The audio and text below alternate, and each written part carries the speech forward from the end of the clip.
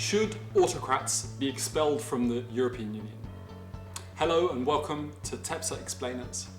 My name is Tom Tones and I'm an assistant professor in political theory and European politics at the Institute for Political Science of Leiden University.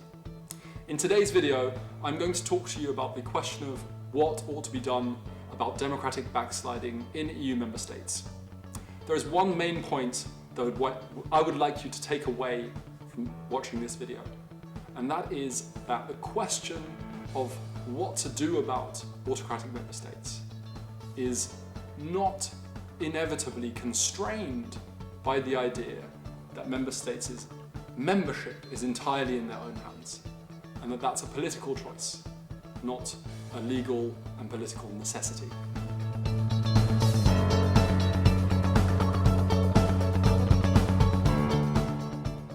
So, the problem of democratic backsliding in European politics is a problem which has now some history. For about 10 years we've seen developments in some member states, most notably Hungary and Poland, where states are backsliding on democratic values, essentially becoming less democratic.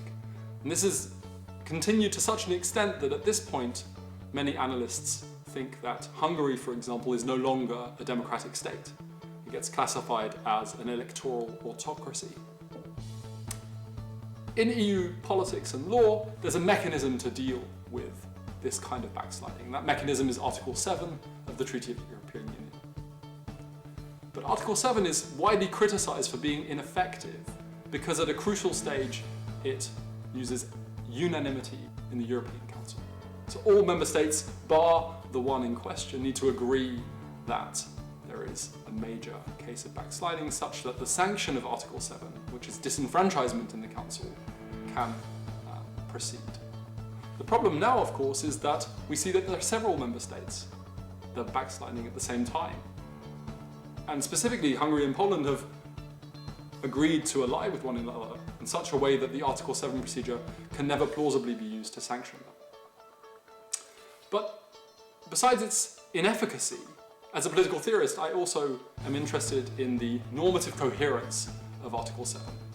And specifically, I worry that the sanction, which is disenfranchisement in the Council, is in fact itself contradictory to European fundamental values, as listed in Article 2 of the treaty. The fundamental values include democracy, equality, the rule of law. And as a democratic theorist, I was immediately struck when reading these texts and reflecting on them that really the sanction of disenfranchising a member state in the Council, while explicitly continuing to hold them subject to European law, was anti-democratic. Democratic theory requires that all subjected to the law have an equal stake, are included in procedures. At the same time, doing nothing is also deeply problematic. If we accepted an autocratic state, a frankly autocratic state, to have an equal stake in European legislation, we would be saying goodbye to the possibility of these decisions being taken in a manner consistent with democratic legitimacy, even if it's only in a derived sense. So how to deal with this problem? We can't do nothing, but we can't disenfranchise them. In a recent article published in Res Publica, I argue that there's a third possibility, and that's expelling member states. Now immediately many people would respond that expelling member states is not possible in the European treaties. There's no mechanism of expulsion. And this is true. But fatalism about membership, the idea that member states are entirely their own masters when it comes to their membership, this is really problematic in the context of democratic backsliding and in the context of a possibly frankly autocratic member state.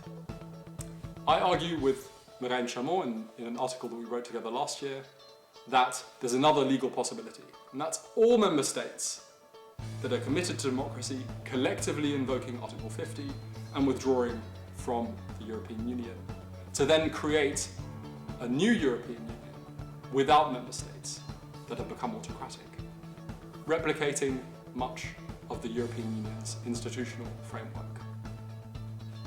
That seems like a radical step, but consider also how radical the idea would be of continuing to associate with a frankly autocratic member.